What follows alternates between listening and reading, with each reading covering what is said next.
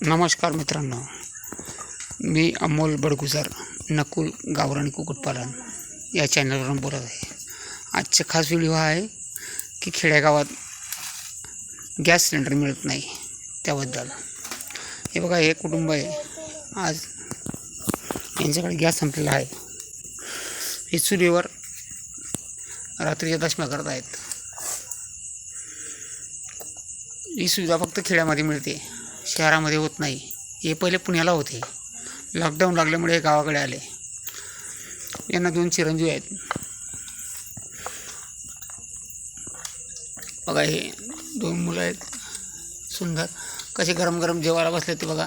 गरम गरम दशम्या खात आहेत बघा। काय म्हणता बाळांनो?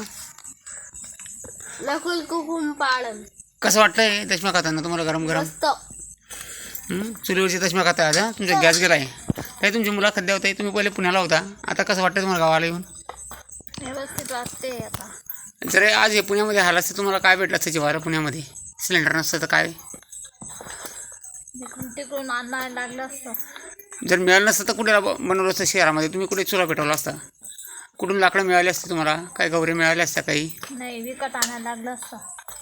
गवरे विकत मिळाले असते शहरामध्ये? हो।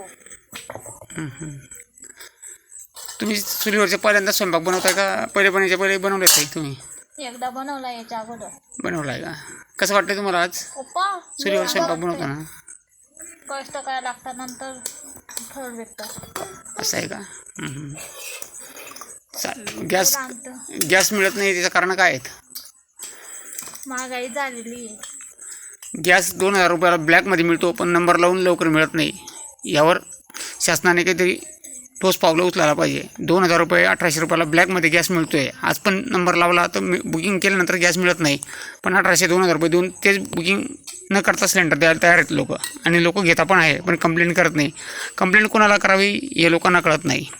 कलेक्टर फक्त निवेदन देतात, पण अंमलबजावणी त्याच्यावर काहीच करत नाही शासन। ही शासनाने दखल घ्यावी या व्हिडिओमधनं।